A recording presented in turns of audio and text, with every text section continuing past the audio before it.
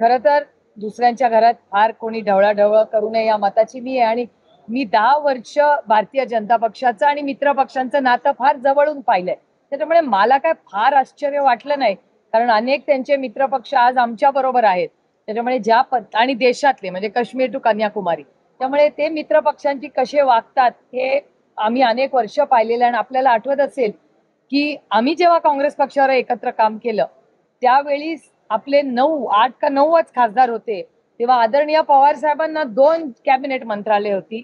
प्रफुल्लभाईंना independent charge दिलं होतं आणि संगमा साहेबांची मुलगी एमओएस होती.